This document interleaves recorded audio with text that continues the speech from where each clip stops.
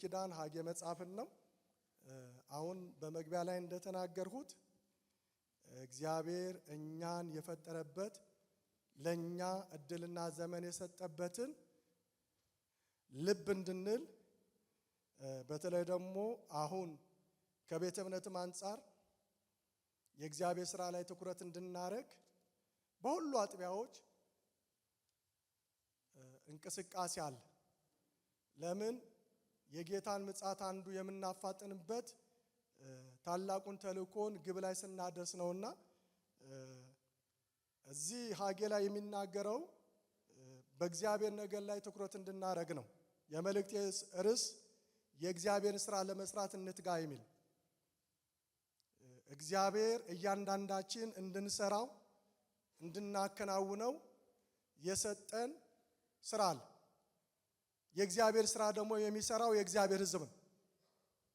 የእግዚአብሔር ሥራ ደግሞ በተሰጠን ሁሉ ከእግዚአብሔር በተቀበልነው ሁሉ የምንሰራው በገንዘባችን በእውቀታችን እግዚአብሔር በሰጠን ጸጋ ሁሉን ነገር የተቀበልነው ከእግዚአብሔር ስለሆነ ግን ሁሉን ከእግዚአብሔር የተቀበለው ሰው ደግሞ ከእግዚአብሔር እንደተቀበለ እንደባላደራ በትጋት የእግዚአብሔር ሥራ መስራት ይጠበቃል። እዚህ ሐጌ መጽሐፍ ላይ ታሪኩን ሁላችንም እንደምናውቀው ከምርኮ የተመለሱ የይሁዳ ሕዝብን በተመለከተ የሚናገር ነው። በምርኮ ፈልሰው ሄዶ ነበር በ586 ከዛ በኋላ ደግሞ የፋርስ ንጉሥ ቂሮስ በነገሰ ጊዜ እንደገና ወደ ሀገራቸው እንዲመለሱ ወደ ሀገራቸው ሲመለሱ ደግሞ ዝም ብሎ እንዲመለሱ ሳይሆን የእግዚአብሔርን ቤተ መቅደስ እንዲሰሩ ባጀት መድቦ ቂሮስ ሲልክ እናያለን። በተለይ ሐጌ መጽሐፍን ከዕዝራ መጽሐፍ ጋር አብረን ስናጠና በግልጽ ያለውን ዝርዝር ሐሳብ ይናገራል። ቂሮስ ገና ሳይወለድ ቤቴን ይሰራል ብሎ እግዚአብሔር በነቢዩ ኢሳይያስ በኩል መልእክት የተነገረው ኢሳይያስ 44:28 እና 45 እናነብ። እግዚአብሔር በወደደው መንገድ መጠቀም የሚችል አምላክ ስለሆነ ሉዓላዊ አምላክ ስለሆነ ማንም ሊከለክለው ስለማይችል ስለዚህ ቤቴን ይሰራል አለ። የአሕዛብ ንጉሥ ነው ግን ቤቴን ይሰራል። እግዚአብሔር በወደደው ዕቃ መገልገል ስለሚችል ስለዚህ እግዚአብሔር እንደተናገረው ይህ ንጉሥ ሲነግስ ዙፋን ሲይዝ ባቢሎን በፋሪስ ሲወድቅ ያደረገው እሱ ነው። ትንቢት ሲነገር አልነበረም። መልእክቱ ሲነገር ቂሮስ አልነበረም። ግን የተናገረውን የሚፈጽም እግዚአብሔር ግን በዙፋኑ አለ። ስለዚህ ሲያንቀሳቅሰው እናያለን። ሂዳችሁ የአምላካችሁን የእግዚአብሔር ቤት ስሩ፣ መቅደሱን የፈረሰውን መቅደስ አድሱ ብሎ ባጀት መድቦ ሲልካቸው እናያለን። ስለዚህ ይህ ሕዝብ በዘሩባቤል መሪነት ከሊቀ ካህኑ ኢያሱ ጋር ወደ ምድራቸው መጡ። እንደተባሉትም የእግዚአብሔርን ቤተ መቅደስ ለመስራት ጀመሩ። እንደመጡ እንቅስቃሴያቸው መቅደሱ ለመስራት ጀመሩ። መሰረት ጣሉ፣ መሰዊያ ሰሩ። እየሰሩ እያለ ግን ተቃውሞ ደረሰባቸው። በምድሪቱ ላይ የነበሩ ሳምራውያን የሚባሉ ሰዎች ከናንተ ጋር የእግዚአብሔር ቤት ሥራ እንሰራለን ብለው ጠየቋቸው። ሐጌ ዕዝራ ምዕራፍ 3 ስታነቡ ምዕራፍ 4 ላይ ተቃውሞ ነው የምናየው። ከናንተ ጋር ልንሰራ እንፈልጋለን፣ የእግዚአብሔር ቤት ሥራ አብረን ሰራተኞች መሆን እንፈልጋለን ብለው ኢያሱንና ዘሩባቤል ሲጠይቁ አይ የእግዚአብሔር ሥራ እንድንሰራ መልእክት የተሰጠ ለኛ ነው፣ ተልእኮ የተሰጠ ለኛ ነው፣ ከኛ ጋር እናንተ አሰሩም ብሎ ሲከለክሏቸው ሥራውን ለማስተጓጎል ተነሱ ይላል። ተቃወሙ። ተቃውሞውን ያስነሱት ንጉሱን በማነሳሳት ነው። ይቺ ከተማ ብትሰራ መቅደሱ ቢሰራ ስለዚህች ከተማም ስለ ሕዝቡም ታውቃለህ፣ አመፀኞች እንደሆኑ፣ ሽፍቶች እንደሆኑ፣ ኃይለኞች እንደሆኑ ለዙፋን ያሰጋል። ስለዚህ ያለው አማራጭ አሁን እንዳይሰራ መከልከል አለበት የሚል ደብዳቤ መካሪዎችን ገዝቶ ይላል እግዚአብሔር ቃል ሲናገር ደብዳቤ ጻፉ። አሁን ቂሮስ የለም አርጤክስስ ነው ያለው። ደብዳቤ ጻፉ። ውሳኔ እስከሚወሰን ድረስ ከልክሏቸው ብሎ ትእዛዝ ሰጠ። በዚህ ውስጥ እንቅስቃሴ እያደረጉ መቀጠል አልቻሉም። የቤተ መቅደሱ ስራ አቆም። ዋጋ የሚያስከፍል እጅግ ፈታኝ ስለሆነ ስማቸውም ተጠይቆ እያንዳንዱን ነገር እንዳይንቀሳቀሱ ትግል ነበር። ግን ዋጋ ለመክፈል ግን ፈቃደኛ መሆን አልፈለጉም። አይ በቃ ጊዜው ገና ነው ማለት ነው የእግዚአብሔር ስራ ለመስራት። ስለዚህ ብለው ዘወራሉ። ከተልኮ እግዚአብሔር ከሰጣቸው አጀንዳ ከመጡበት ዓላማ ዞራሉና በራሳቸው ነገር ተያዙ። ክፍሉ የሚናገረው እሱን በራሳቸው ነገር ተጠመዱ። ያንዳንዱ ሰው ትኩረቱን ወደ ራሱ አደረገ። በዚህ ጊዜ እግዚአብሔር ለሕዝቡ እንደገና ቅስቀሳ ሲያደርግ ነው የምናየው። ሀጌር እግዚአብሔር አስነሳው። ከሀጌ ጋር አብሮ የተነሳው ደግሞ ዘካርያስ ነው። ሕዝቡ እንደገና የጣለውን ነገር እንዲያነሳ እግዚአብሔር ወደሚፈልገው ተልእኮ እግዚአብሔር ወደሚፈልገው አጀንዳ ልቡን እንዲመልስ በነብዩ በኩል እግዚአብሔር ሲናገር እናያለን። ሀጌ ምዕራፍ 1 ላይ እንዲህ ብሎ ይናገራል። ከቁጥር 1 እስከ 3 ያለው ላንበው። በንጉሱ ዳርዮስ በሁለተኛው ዓመት በስድስተኛው ወር ከወሩ በመጀመሪያው ቀን የእግዚአብሔር ቃል በነቢዩ ሀጌ እጅ ወደ ይሁዳ አለቃ ወደ ሰላትያል ልጅ ወደ ዘሩባቤል ወደ ታላቁም ካህን ወደ ሴዴቅያስ ልጅ ወደ ኢያሱ እንዲህ ሲል መጣ። የሰራዊት ጌታ እግዚአብሔር ይህ ሕዝብ ዘመኑ አልደረሰም፣ የእግዚአብሔር ቤት ዘመን አልደረሰም ይላል ብሎ ተናገረ። እግዚአብሔርም ቃል በነቢዩ ሀጌ እጅ እንዲህ ሲል መጣ። በውኑ ይህ ቤት ፈርሶ ሳለ እናንተ ራሳችሁ በተሸለመ ቤት ለመኖር ጊዜው ነውን? አሁንም የሰራዊት ጌታ እግዚአብሔር እንዲህ ይላል፣ ልባችሁን በመንገድ ላይ አድርጉ። ብዙ ዘራችሁ፣ ጥቂትም አገባችሁ፣ በላችሁ፣ ነገር ግን አልጠገባችሁም። ጠጣችሁ፣ ነገር ግን አልረካችሁም። ለበሳችሁ፣ ነገር ግን አልሞቃችሁም። ደሞዝ የተቀበለ ሰው በቀዳዳ ከረጢት ያደረገው ሰው ደሞዝ ተቀበለ እያለ ይናገራል። አሁን ነብዩ ሀጌ ሕዝቡን እንደገና ወደ ተልእኮ እንዲመለሱ ከእግዚአብሔር የሰማውን መልእክት ሲያሳስባቸው ነው የምናየው። ሕዝቡ በምን ሁኔታ ውስጥ ነው አሁን ያለው የሚለውን ዝርዝር ነገሮችን እዚህ ክፍል ላይ ይናገራል። እግዚአብሔር ከሰጣቸው ተልእኮ ውጪ ሆነው አሁን በምን ውስጥ ነው ያለው? ሰው በምን ተይዟል? ሀጌ መጽሐፍ ላይ የመልእክቱ ዓላማ ሀጌ አንዱ የእግዚአብሔር ቤተ መቅደስ ስሩ የሚል ማበረታቻ ነው። ሁለተኛ ደግሞ የእግዚአብሔርን ስራ ቸል ማለት ዋጋ ያስከፍላል የሚል። ሌላው ለእግዚአብሔር ስራ ቅድሚያ መስጠት ስለሚያስገኘው በረከት። እነዚህ ሶስት ነገሮችን በዚህ ክፍል ውስጥ ይናገራል። የሀጌን ጥቅልል መጽሐፍ ስና የእግዚአብሔር ቤት ምን አድርጉ? ስሩ። በአዲስ ኪዳን የእግዚአብሔር ቤት እኔና እናንተ ነን። የእግዚአብሔር ቤት ምን አድርጉ? ስሩ። የእግዚአብሔር ቤት አለመስራት የሚያመጣውን ችግር በግልጽ ይናገራል። ለእግዚአብሔር ቤት ትኩረት አለመስጠት የሚያስከፍለውን ዋጋ ይናገራል ሀጌ መጽሐፍ። ሕዝቡ በምን አይነት ሁኔታ ውስጥ የገቡት? ምን አይነት ችግር ውስጥ ገቡ? የእግዚአብሔርን ነገር በመተውና ትኩረት ባለመስጠት የገቡበት ሁኔታ ምንድን ነው ስንል አንድ አራት ነገሮች ቶሎ ብዬ ልናገር። ሕዝቡ የነበረበት እንቅስቃሴ በቸልተኝነትና በስንፍና ሕይወት የተያዘ ማንነት ነበር። ምክንያት የማይሆነው ነገር ምክንያት በማቅረብ ጊዜው ገና ነው በማለት በስንፍናና በቸልተኝነት የተያዘ ማንነት ነበራቸው። ግድ የለሾች ነበሩ። ለመንፈሳዊ ነገር ግድ የማይላቸው። ይህን መንፈስ እግዚአብሔር ይስበረው። የእግዚአብሔርን ነገር ትኩረት የማይሰጥ የመቅደሱ ስራ ዋና ነገር ነው። ከህይወታቸው ጋር የተሳሰረ ነው። የህልውና ጉዳይ ነው። እግዚአብሔር ራሱን የሚገልጥበት፣ ድምጹን የሚያሰማበት፣ ፈቃዱን የሚገልጥበት ነው። ምክንያት አቀረቡ። የእግዚአብሔርን ስራ የምንሰራበት ጊዜ አልደረሰም። ደርሶ ነው እኮ የመጡት።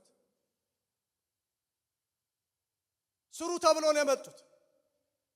ተልእኮ ተሰጥቷቸው ነው የመጡት። አልደረሰም ጊዜው። እግዚአብሔር ደግሞ ጊዜው ነው። እናንተ ያቀረባችሁት ምክንያት ልክ አይደለም። የኔ ቤት ፈርሶ እያለ በተሸለመ ቤት መኖር ጊዜው ነውን?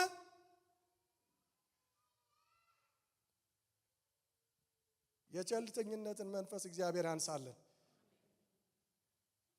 የተሰጣቸውን እድል የተሰጣቸውን ዘመን በከንቱ የሚያሳልፉ እግዚአብሔር ዘመንን ጊዜን ይሰጣል። እያንዳንዱ ቀን እያንዳንዱ ዘመን ለእግዚአብሔር የሥራ ጊዜ ነው። እኛንም እግዚአብሔር እድሜ ሲሰጠን ዘመን ሲሰጠን ለሥራ ነው። ክብር ለኢየሱስ ይሁን። በእኛ የእግዚአብሔር ፈቃድ ይፈጸም ዘንድ በእኛ እግዚአብሔር አጀንዳውን ያከናውን ዘንድ ጊዜን እድልን እግዚአብሔር ይሰጣል። እነዚህ ሰዎች ግን የተሰጣቸውን ጊዜና እድል ሊጠቀሙ አልቻሉ። ትኩረት ሊሰጡ አልቻሉ። ትኩረታቸው ሌላ ነገር ላይ ሆኗል። ዛሬ ወገኖቼ እንደነዚህ ሰዎች ምናልባት የተሰጠንን ጊዜ የተሰጠን እድል እኛስ እንዴት እየተጠቀምን ነው? እንዴት እያሳለፍን ነው? መጽሐፍ ቅዱስ ሲናገር መዝሙር 78 ላይ ዘመናቸው በከንቱ አለቀ ይላል። በልዑል ኪዳንም አልጸኑም ይላል።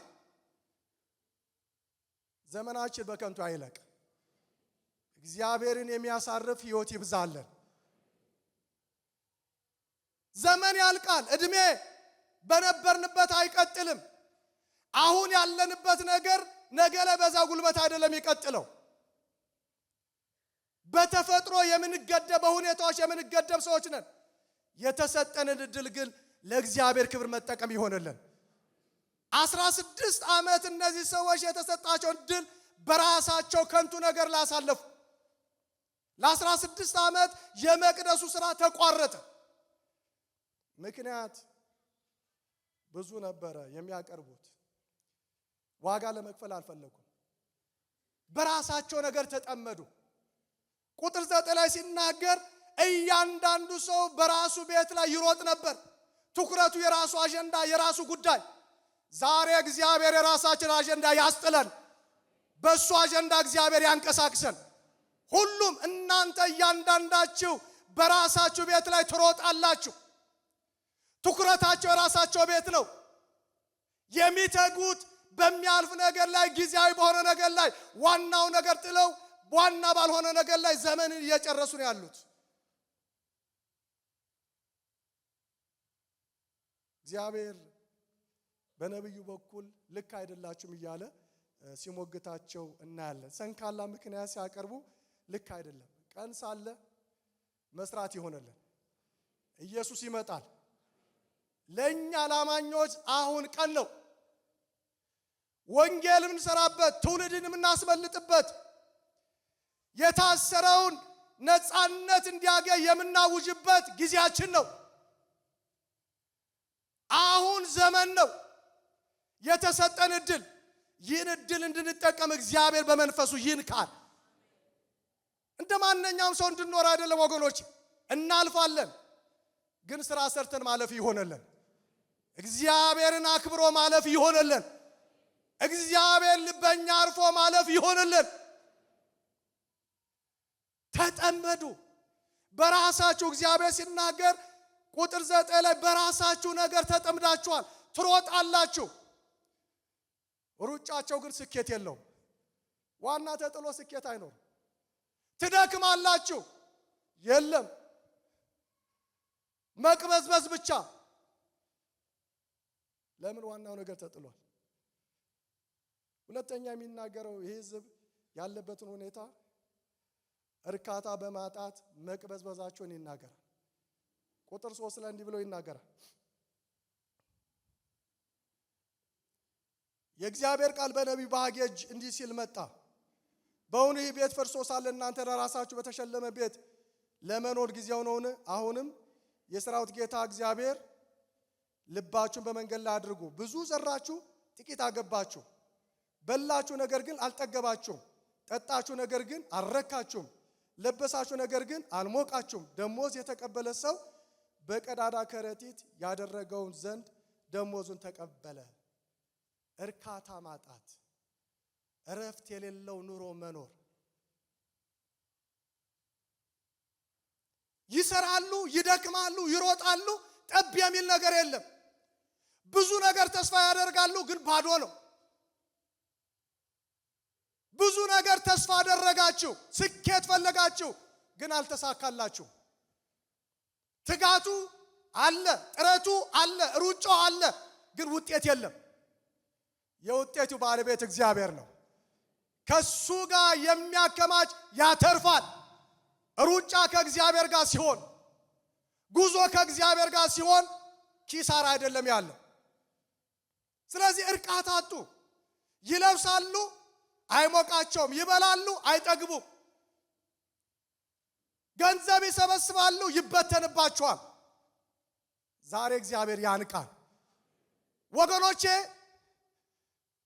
ያለ እግዚአብሔር እኔና እናንተ ብዙ ዕውቀት ይኑረን፣ ብዙ ጥበብ ይኑረን፣ ብዙ የሰለጠንበት ሙያ ይኑረን፣ የስኬቱ ባለቤት እግዚአብሔር ነው።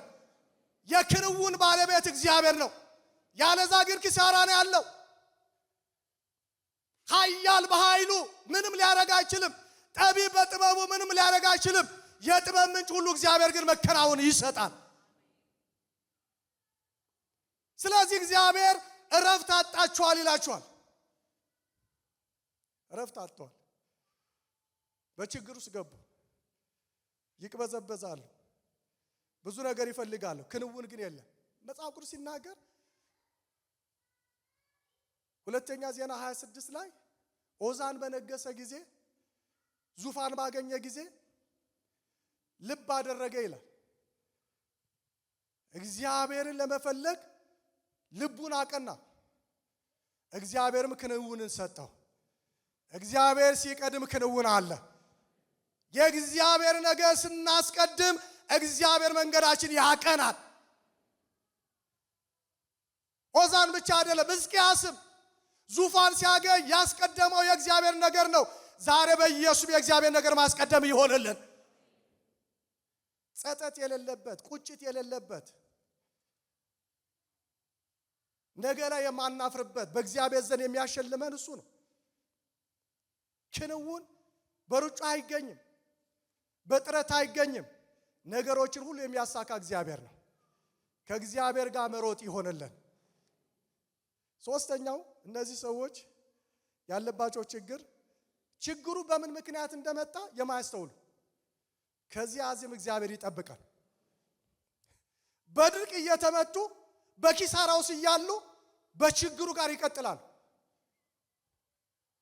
ምዕራፍ 2 ቁጥር 17 ላይ እንዲህ ይላል፣ በእጃችሁ ሥራ ላይ በዋግና ባረሞ በበረዶ መታችሁ፣ እናንተ ግን ወደ እኔ አልተመለሳችሁም ይላል እግዚአብሔር። ችግሩ ለምን ምክንያት እንደተፈጠረ ይደክማሉ፣ ግን ይበተንባቸዋል። ወይን ይተክላሉ፣ ፍሬ አይበሉ። ይህ የመጣብን ችግር በምን ምክንያት ነው ብለው እንኳ ቆም ብሎ የማሰብ ማስተዋል አልነበራቸው። ከነ ችግሩ ቀጠሉ። ይህ ሁሉ የደረሰብን በእኛ ስህተት ምክንያት ነው ብለው መንገዳቸውን መፈተሽ አልቻሉም። ድካማቸውን ማየት አልቻሉም። ቀጠሉ በድካም። ዛሬ በኢየሱስም እግዚአብሔር ማስተዋል ይስጠን፣ በድካም እንዳንቀጥል። አንዳንድ ሰዎች የሆነ ነገር ሲፈጠር ሁሉ ከሰይጣን ጋር ያገናኙታል። ቆም ብለን እናስብ። መጽሐፍ ቅዱስ ሲናገር መንገዳችንን እንፈትን፣ እንመርምር፣ ወደ እግዚአብሔር ምን እናድርግ? እንመለስ። ችግር ሲፈጠር፣ ባዶነት ሲመጣ፣ እርካታ ሰው ሲያጣ፣ እየደከመ ውጤት ካልጣ ቆም ብሎ ማሰብ አለበት። በምን ምክንያት? የችግሩ ምክንያት ምንድነው? እኔ ነኝ ጠላት ነው ማን ነው ብሎ መፈተሽ አለበት። ለዚህ ነው መጽሐፍ ቅዱስ ላይ ሲናገር በዳዊት ዘመን በተከታታይ ራብ ሆነ። ዳዊት ግን ቆም ብሎ አሰበ። ሲወድቅ እግዚአብሔር አቅጣጫ አሳየው። የራቡ ምክንያት ምን እንደሆነ ዝርዝር ነገር ተናገረ። እግዚአብሔር ማስተዋል ይስጠን። መርከበኞች ዮናስ መርከብ ላይ ሲገባ ማዕበሉ ሲጨምር በማን ምክንያት ነው ያሉት? ወገኔ ቆም ብለን እናስብ። ችግር ሲኖር ለችግሩ ምክንያት እኔ ልሁን ማን ነው ብለን ቆም ብለን ማሰብ አለብን። ለምን አልተሳካልኝም? ችግሩ ከምን የተነሳ ነው ብሎ መፈተሽ ጤናማነት ነው። ዮናስ መርከብ ላይ ገብቶ መርከበኞች ሁሉ በመርከቡ ያሉ ሁሉ ተቸገሩ። ከተልኮ የኮበለለ ኮብላይ በመርከቡ ስለነበረ ከዚህ የተነሳ ግን ቆም ብሎ አሰቡ። በማን ምክንያት? ይህ ጤናማነት ነው። የችግሩ ምክንያት ማን ነው? የነውጡ ምክንያት ማን ነው? እንዲህ ጉዟችን እንዳንቀጥል ያደረገ ማን ነው? ምንድነው ምክንያቱ?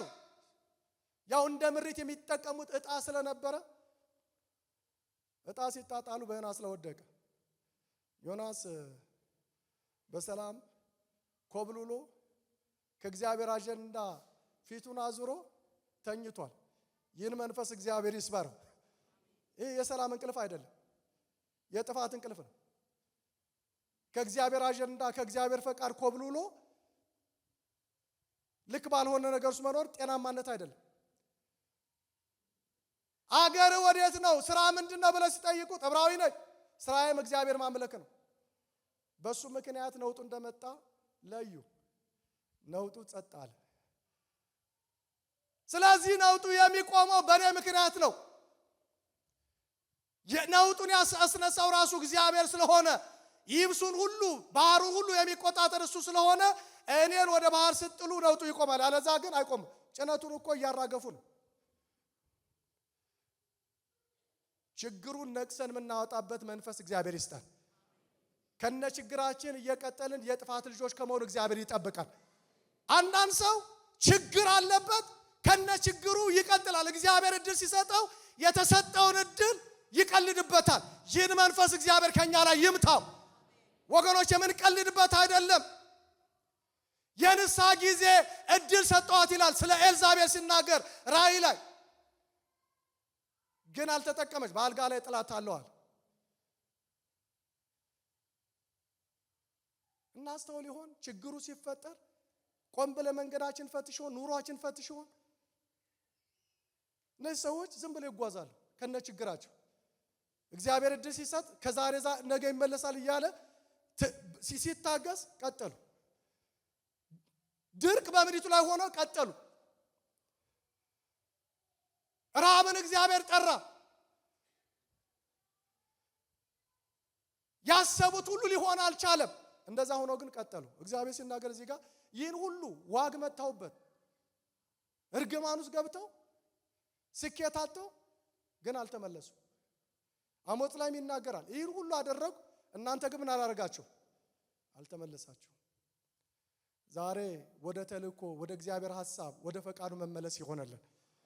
ከነ ችግራችን እየቀጠል ዋጋ መክፈል አይሆንልን። ዋጋ ከፈሉ። እግዚአብሔር ግን የሚራራ አምላክ ነው። ለነዚህ ሰዎች እንደገና እንዲያስተውሉ ሐጌን ሲልክ እናያለን።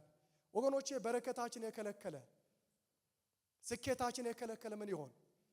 ኃጢአታችሁ መልካም ነገር ከልክላለች ይላል። ዛሬ ምናልባት የኛ ነገር ያዘው የኛ ነገር ይሆን? ያደከመን የኛ ነገር ይሆን? ቆም ብሎ ማሰብ ያስፈልጋል። ኤርምያስ ላይ ሲናገር ከለከለ፣ ሰማይን ጥል የከለከለው ዝናብን የከለከለው የእናንተ ችግር ነው ብሎ እግዚአብሔር ሲናገር እናያለን። አራተኛው በተስፋ መቁረጥ ውስጥ በፍርሃት ውስጥ ነው የገቡት። ከተልእኮ ውጪ ሰው ሲሆን ነፃነት አይደለም የሚሰማው፣ ፍርሃት። ተስፋ ቆረጡ። ያሰቡት ነገር ሁሉ ሊሆን አልቻለም። ምዕራፍ 1 ከ9 እስከ 11 የሚናገረው እሱን ልባቸው ደከመ። የሚጠብቁትን ብዙ ነገር ተስፋ አደረጋቸው፣ ግን ልታገኙ አልቻላችሁ። ተስፋ ያደረጉት ነገር ሲያጡ ልባቸው እየወደቀ ተስፋ ያስቆርጣቸው የነበሩበት ሁኔታ ነው። ያ የነበሩበት ሁኔታ ያመጣው ደግሞ የነሱ የራሳቸው ችግር ነው። የእግዚአብሔር ነገር ጉልበትን ይጨምራል። ሰው በእግዚአብሔር ነገር ላይ ትኩረት ሲያደርግ አቅሙ ይጨምራል። ለምን? ባለቤቱ አብሮ ስላለ። ታዲያ ምን አደረጉ? እነዚህ ሰዎች ሐጌ ሲናገር ምን አደረጉ? ፈጣን ምላሽ ሰጡ። ችግሩን መጥቶ ዝርዝር ነገር ይህ ሁሉ የደረሰባችሁ፣ በዚህ ሁሉ ኪሳራ ውስጥ የገባችሁ፣ ይህ ሁሉ ዋጋ የከፈላችሁት በዚህ ምክንያት ነው ብሎ ዝርዝሩ ሲናገር ቁጥር 12 ላይ እንዲህ ይላል። የሰላትያስ ልጅ ዘሩባቤል፣ ታላቁም ካህን የሴዴቅ ልጅ ኢያሱ፣ የቀሩትም ሕዝብ ሁሉ የአምላካቸውን የእግዚአብሔር ድምፅ የነቢዩን ሐጌን ቃል አምላካቸውም እግዚአብሔር እንደላከው ሁሉ ሰሙ። ሕዝቡም በእግዚአብሔር ፊት ፈሩ። እግዚአብሔር ዝርዝር ነገር ሲናገር የዚህ ሁሉ ችግር ምክንያት እናንተ ናችሁ። ጠል የከለከልሁት የኔን ነገር ስለተዋችሁ ነው። ስኬት ያጣችሁ፣ ባዶነት ያገኛችሁት ስራዬን ስለተዋችሁ፣ በተሰጣችሁ ተልእኮ ላይ ስላልተገኛችሁ ምክንያቱ ይኗል ብሎ ነብዩ ሲናገር ከዚህ በኋላ አንቀጥልም። ፈጣን ምላሽ ሰጡ። እግዚአብሔር ፈጣን ምላሽ ሰጪ ያድርገን። በነብዩ በሐጌ የመጣውን የእግዚአብሔርን ቃል ድምጹን ሰሙ፣ እግዚአብሔርንም ፈሩ። ምን ማለት ነው? በትላንትናው መንገድ አሁን አንቀጥልም፣ በቃን። ዛሬ በኢየሱስ ምን ውሳኔ በላያችን ለእግዚአብሔር ያምጣ። ባዙሪት ህይወት ከመሄድ አሰልቺ በሆነ ዋጋ በሚያስከፍል ህይወት ከመሄድ እግዚአብሔር ወደ ማስተዋል ይመልሰን። ሰሙ፣ እንደ ትላንትናው አልቀጠሉም፣ ይበቃናል። በኪሳራ መጓዝ ይበቃናል። አሁን ከአምላካችን ጋር መጓዝ ያዋጣናል። እግዚአብሔር በሰጠን ተልእኮ ላይ ትኩረት ማድረግ እሱ ያዋጣናል። የኛ ስኬት እግዚአብሔር ነው። የነገሮቻችን ሁሉ ቁልፍ እግዚአብሔር ነው። ንስሐ ወደ ተልእኮ ተመለሱ። ዛሬ በኢየሱስ ወደ ተልእኮ እግዚአብሔር ይመልሰን። ወደ እግዚአብሔር አጀንዳ እግዚአብሔር ይመልሰን። እየበላን እየጠጣን እንድንኖር አይደለም የእግዚአብሔር አጀንዳ። ስራ አለው በእኛ። እያንዳንዳችን ለእግዚአብሔር መንግስት አስፈላጊ ነን። እነዚህ ሰዎች የተመለሱት ንስሐ ገብተው ምን አረጉ? ቁጥር 14 እና 15 እዚህ ክፍል ላይ የእግዚአብሔርን ቤት ሰሩ። ንስሐ ፍሬ አለ። የእግዚአብሔርን ድምፅ መስማት፣ ምላሽ መስጠት ፍሬ አለው። የሚጨበት የሚዳሰስ የሚነካ ነው። አቋርጦ የነበሩትን ትተውት የነበሩትን የራሳቸው ነገር ወደ ኋላ ጥለው የእግዚአብሔር ቤት ሰሩ። ወገኖች፣ የእግዚአብሔር ቤት በመስራት በረከት አለ። እግዚአብሔር ወደዚህ መረዳት ያምጣል። እግዚአብሔር ወደ ማስተዋል ያምጣል። ፈጣን ምላሽ እግዚአብሔር ሲሰጡ እግዚአብሔር ያደረገውን የምላሹ ውጤት እሱን ቶሎ ብዬ ልናገርና ልጠቅልለው። እግዚአብሔር ለሚመለሱት የሚመለስ አምላክ ነው። እርምጃ ሲወስዱ ፈጣን ምላሽ ቤቱን ለመስራት ሲነሱ እንደ ትላንትናው የሚያደክመው ነገር በእነሱ አቅም አልነበረው። እግዚአብሔር ዋስትና ሰጣቸው። የማይሰጉበትን አስተማማኝ ዋስትና ሰጣቸው። ምንድነው ዋስትናው? አንደኛው እኔ ከናንተ ጋር እሆናለሁ። ስራውን ስንሰራ እግዚአብሔር አብሮ ይሰራል። ለእግዚአብሔር ነገር ትኩረት ስንሰጥ የስራው ባለቤት እግዚአብሔር ከኛ ጋር ይቆማል። እኔ ከናንተ ጋር እሆናለሁ። አሁን የሚያስፈራችሁ፣ አሁን ተስፋ የሚያስቆርጣችሁ ከናንተ ጋር አይቀጥልም።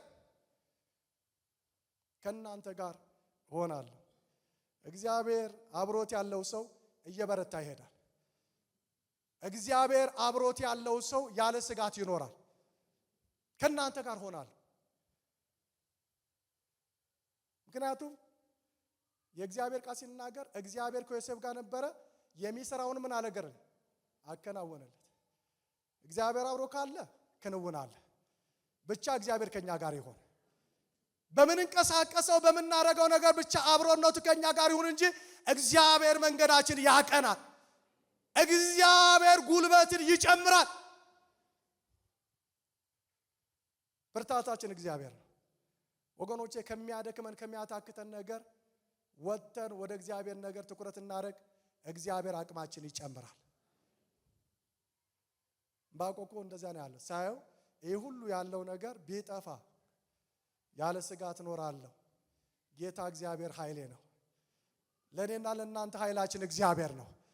ያለን ነገር አይደለም የሚያኖረን የሚያቆመን ያለን ነገር አይደለም። እግዚአብሔር ግን በሁኔታዎች ሁሉ አጽንቶ ያቆማል። ማዕበሉ እያለ ወጀቡ እያለ እግዚአብሔር ከልሎ ያኖራል። ከናንተ ጋር እሆናለሁ። ለዚህ ነው ስለ ዳዊት መጽሐፍ ቅዱስ ሲናገር ዳዊትም እየበረታ ሄደ፣ የሰራዊት ጌታ እግዚአብሔር ከሱ ጋር ነበር። እግዚአብሔር አብሮን ሲሆን መንገዳችንን እግዚአብሔር እያቀና ይመራናል።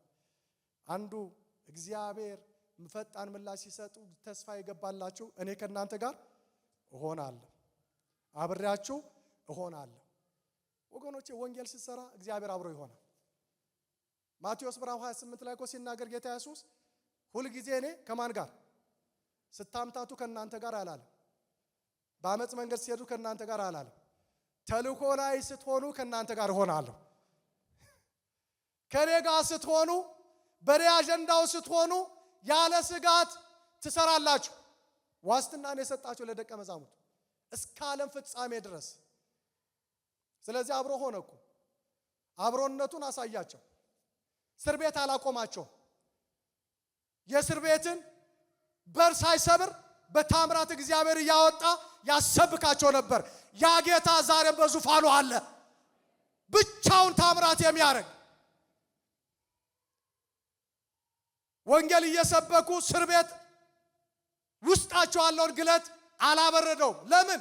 አብሯቸው እግዚአብሔር አለ፣ መንፈሱ አብሯቸው አለ። ከዚህ የተነሳ እየበረቱ ሄዱ።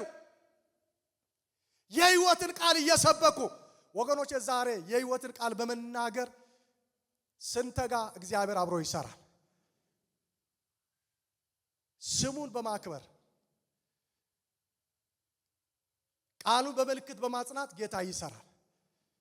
ዛሬ ለእግዚአብሔር ሥራ መነሳት ይሆነልን። አጀንዳችን የእግዚአብሔር አጀንዳ ይሆን። ትኩረታችን የእግዚአብሔር ትኩረት ይሆን። አንዱ እሱ ነው ዋስትና የሰጣቸው እግዚአብሔር ድል ሰጣቸው። ሁለተኛስ የተሟላ ሰላም። ሰላምንም ምን አደርጋቸዋለሁ? እሰጣቸዋለሁ። ቁጥር 9 ላይ ምዕራፍ 2 ላይ ሰላምንም እሰጣቸዋለሁ። ምን ማለት ነው? አሳርፋቸዋለሁ። ከዚህ በኋላ በስጋት አትኖሩም፣ በጭንቀት አትኖሩም፣ በመታወክ አትኖሩም። የተሟላ ሰላም። የተሟላ ሰላም ማለት ያረፈ የተዘለለ ህይወት። ክብር ለኢየሱስ ይሁን። በተዘለለ ማንነት የሚያስቀምጠን እግዚአብሔር ብቻ ነው። እርፍ ያለ ሰላምን እሰጣቸዋለሁ። እግዚአብሔር ሰላማችን ነው። የእግዚአብሔርን ሥራ ስንሰራ እሱን ስንሰማ ሰላሙን እግዚአብሔር ያበዛልናል። ብር ማይሰጠው፣ ዕውቀት ማይሰጠው፣ ስልጣን ማይሰጠው ሰላም ከሱ ዘንድ አለ። ሰላምን እሰጣቸዋል። ምን ማለት ነው? ከዚህ በኋላ ሰላም አጣችሁ አትቀጥሉም። ለምን? ቤቱ ተሰርቷል። አሁን ሰላም የበዛላችሁ ትሆናላችሁ። ያረፈ ህይወት ትኖራላችሁ። የረካ ህይወት ትኖራላችሁ። የሚቅበዘበዝ የተጨቆረ ማንነት ሳይሆን የተፈታ ህይወት። ጌታ ይባረክ። ሰላምን እሰጣችኋለሁ ያለ ፍርሃት ያለ ጭንቀት የሚኖርበት። ሌላውስ ምንድን ያለው? መገኘቴን በመካከላችሁ አደርጋለሁ።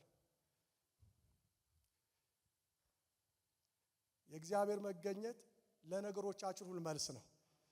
ምክንያቱም በመቅደሱ መሰራት የእግዚአብሔር መገኘት በመካከላችሁ እንዲሆን ነው። እግዚአብሔር ድምፁን የሚያሰማበት ሕዝቡ ከአምላኩ ከእግዚአብሔር ጋር የሚገናኝበት ነው መቅደሱ። በመካከላችሁ መገኘቴ በሙላት ይሆናል። እግዚአብሔር በሙላት የማይገኝበት ጉባኤ አሰልቺ ነው የሚሆን። እግዚአብሔር ሲገኝ ግን ነፃነት አለ። እግዚአብሔር ሲገኝ ሰላምና ደስታ ይበዛል። በመካከላችሁ ክብሬ በሙላት ይሆናል። ምን ማለት ነው? መገኘቴ ይህን ቤት በክብር እሞላዋለሁ። የእግዚአብሔር ክብር ሰው ሁሉ በርካታና በደስታ እንዲኖር የሚያደርግ ነው። የእግዚአብሔር ክብር አርነት የሚሰጥ ነው። የእግዚአብሔር መገኘት ባለበት መፈታት አለ። ወገኖቼ እኔና እናንተ ቆም ብለን ልናስብ ይገባል። ወደ ዋናው አጀንዳ ዘወር ስንል በመካከላችን እግዚአብሔር ስራውን ይሰራል። ድግግሞሽ አይሆንም። መገኘቱ በሙላት በሆነበት፣ ክብሩ በሙላት በሆነበት አዳዲስ ነገሮች ይገለጣሉ። ዛሬ አሰለችን በቴክኒክ የእግዚአብሔር ነገር ለማምጣት እንሞክራለን፣ ግን እዛው ነው ያለው። ክብሩ ይምጣ። የእግዚአብሔር ክብር ይምጣ። የእግዚአብሔር ክብር ማምጫ መንገዱ ደግሞ ተልኮን ወደ አጀንዳው ዞር ስንል ክብሩ አለ። ስናመልክ ክብሩ አለ። ህልውናው መገኘቱ በሙላት አለ። የፈውስ ፕሮግራም አዘጋጅተን ኑ ዛሬ ፈውስ አለ አንልም። ሁልጊዜ ፈውስ አለ። ሁልጊዜ ታምራት አለ።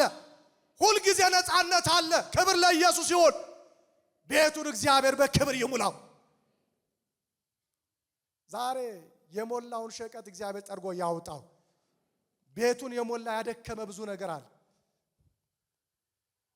ያደከመ ብዙ ነገር አለ። አዙሪት ውስጥ እንድንገባ ያደረገ እግዚአብሔር በመንፈሱ ሰዓት ይጥረገው። የአምልኮ መልክ ይዘን እንድንኖር ያደረገ ኃያል እግዚአብሔር እያለ፣ ሁሉን ቻይ እግዚአብሔር እያለ ከነ ቆጠሮችን ከነ ችግራችን ጎብጠን እንድንሄድ ያደረገ እግዚአብሔር እሱን ከላያችን ላይ ያንሳው። መገኘት በመካከላችሁ እግዚአብሔር ባለበት አርነት አለ። ፍጹም የሆነ ነፃነት ለነዚህ ሕዝብ እግዚአብሔር ያለው እሱን ነው። መገኘቴ በመካከላችሁ። መጽሐፍ ቅዱስ ላይ ሲናገር የእግዚአብሔር ቤት የእግዚአብሔር ክብር የእግዚአብሔር ቤት ሞልቷልና ካህናት እንኳን መቆም ማገልገል አልቻሉም ይላል። ዛሬ ቤቱ በክብር ይሞላ። በነገርና ባመጽ ቤቱ እንዲሞላ ሳይሆን እግዚአብሔር የሚፈልገው በእውነትና በጽድቅ ቤቱ ሲሞላ ክብሩ ቤቱን ይሞላዋል። ዛሬ ቤቱ እኛ ነን። እግዚአብሔር የክብሩ መገለጫ አድርጎ የሚጠቀመው እኛን ነው። በአዲስ ኪዳን መቅደሱ እኛ ነን። ማደሪያው እኛ ነን። በእኛ እግዚአብሔር አብሮነቱን ህልውናን እየገለጠ መድኃኒት ማድረግ ይፈልጋል። ዛሬ ደባል ሆኖ የገቡትን እግዚአብሔር ጠርጎ ያውጣ። ህልውናዬ ክብሬ በመካከላችሁ ይሆናል። ይህን ቤት በክብር እሞላዋለሁ። እግዚአብሔር ቤቱን በክብር ይሙላ። ሌላው መጨረሻው መከናወን በመስጠት እባርካችኋለሁ አለ። ምን በመስጠት? መከናወን በመስጠት ምን አድርጋችኋለሁ? እባርካችኋለሁ። እግዚአብሔር ይባርካል። ምን ማለት ነው? ከዚህ በኋላ በከንቱ አትደክሙ፣ ፍሬ አልባ አትሆኑም፣ ፍሬያማ ትሆናላችሁ። የኪሳራ ጉዞ አትጓዙ፣ ውጤት እሰጣችኋለሁ።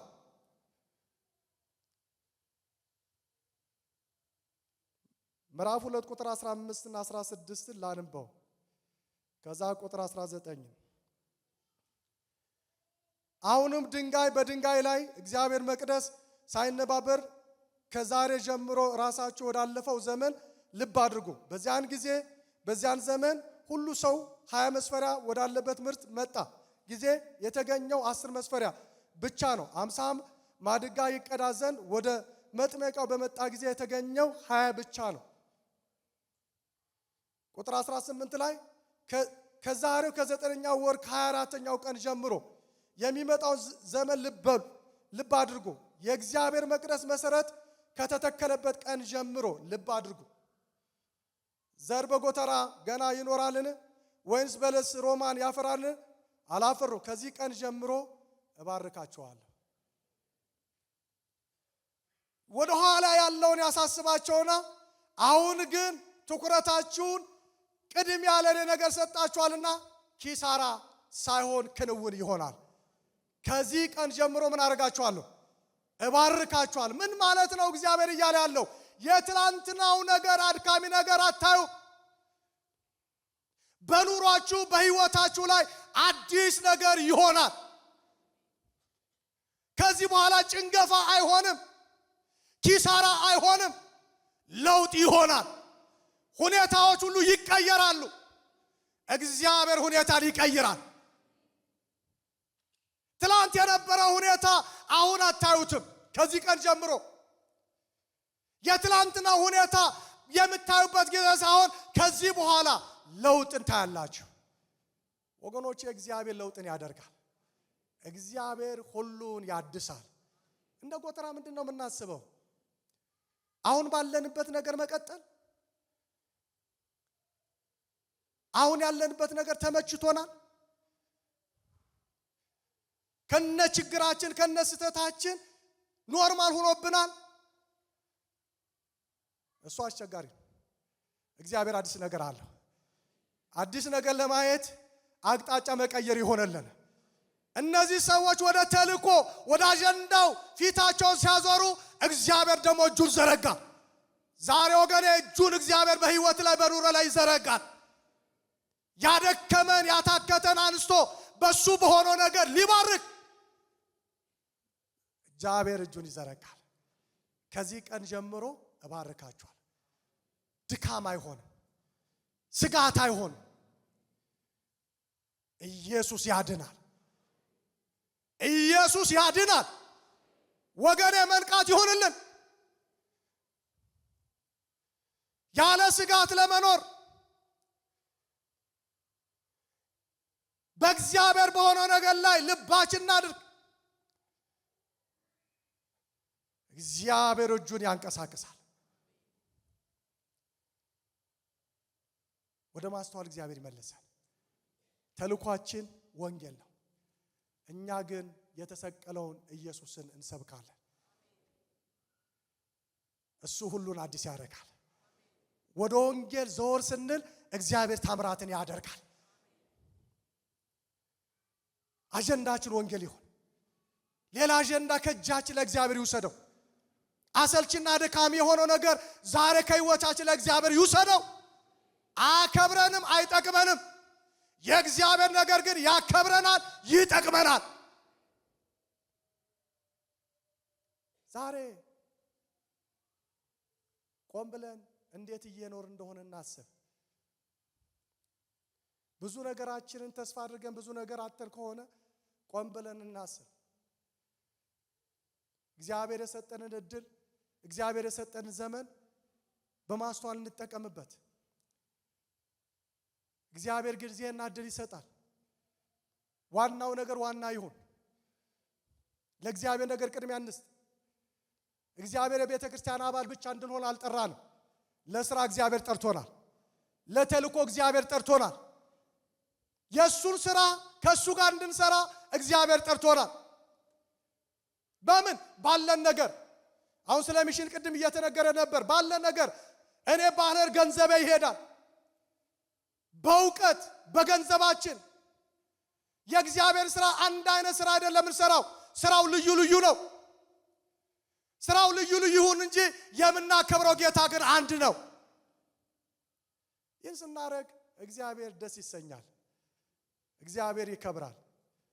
ሐጌስ ቁጥር 1:8 ላይ ሲናገር በሰራችሁ ጊዜ እኔ ደስ ይለኛል ደግሞ እመሰገናለሁ አለ። እግዚአብሔርን የምናስደስት ለእግዚአብሔር ምስጋና እንዲበዛ የምናደርግ ሰዎች እንድንሆን እግዚአብሔር ይርዳል። እመሰገን ዘንድ ቤቱን የምትሰሩት በመንገድ ላይ ልባችሁን የምታረጉት እኔም መሰገንና ደስ ይለኝ ዘንድ። ማን ነው ዛሬ እግዚአብሔር ደስ ማሰኘት የሚፈልግ? በሱ እግዚአብሔር እንዲመሰገን እግዚአብሔር እንዲከብር የሚፈልግ ማን ነው? ወደ ተልኮ ዘወር ማለት ይሆነልን። የእግዚአብሔር ሥራ እግዚአብሔር በሰጠን ጊዜና ድል መስራት ይሆነልን። እዚህ ያለን ሁላችንም ለእግዚአብሔር መንግስት አስፈላጊና ጠቃሚ ነው። ስፔሻል ሰው የሚባል የለም። በእግዚአብሔር መንግስት ውስጥ በአዲስ ኪዳን የተለየ ምጡቅ የሚባል ሰው የለም። ሁሉም በአካሉ ያለው ሁሉ እግዚአብሔር ለስራው የፈጠረው ነው። ሁላችሁም ታስፈልጋላችሁ። በገንዘባችን በእውቀታችን እግዚአብሔር በሰጠን ጸጋ ለማገልገል መነሳት ይሆንልን። እንጸልያለን።